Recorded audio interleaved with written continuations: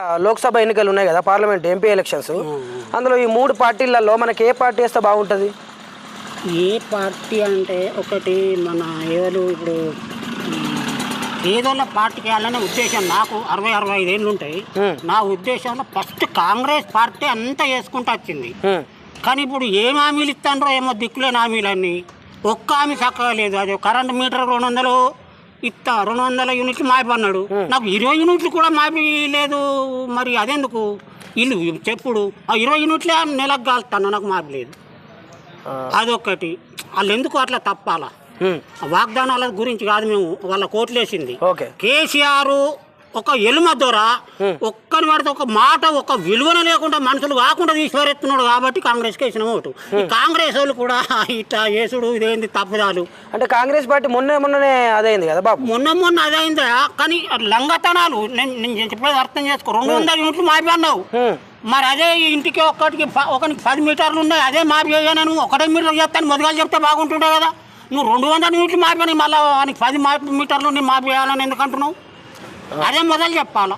ఏదో నా కుర్లా నువ్వు 500 బోనస్ ఇస్తా అంటున్నావు. ఏది నీ 500 ఎవరికి ఇచ్చినావు? ఇప్పుడు అట్లు చూడు, ఎన్ని రోజులే కొందరు గిరిలలో అమ్ముకుంటున్నారు. ఇంకెందుకు చాలు చేయించలేదు నువ్వు? అవునా కాదా?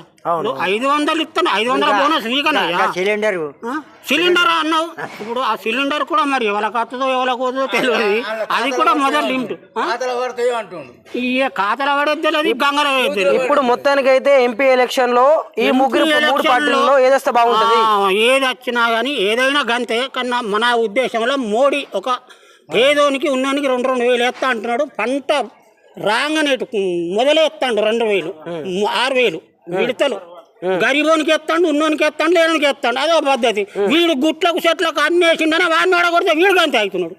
ఇప్పుడు ఎంపీ ఎలక్షన్ లో ఎంపీ అరవింద్ వస్తే బాగుంటుంది అంటావు? బీజేపీ అరవింద్ చూసే ఓడేటాడు. అరవింద్ అంటే మాత్రం ఆ గుండెని చూతాడు. నేను ముఖాముఖి చెప్తున్నా. ఓకే బాబు, మోడీ గురించి ఏస్తే బాగుండవు నా ఉద్దేశం. వాడేందో అందరు మనుషులు కాదు, నేనే మనిషి మాట్లాడుతాడు. అది నా ఉద్దేశం కాదు. నేను ఒక మనిషినే, వాళ్ళు మనుషులే.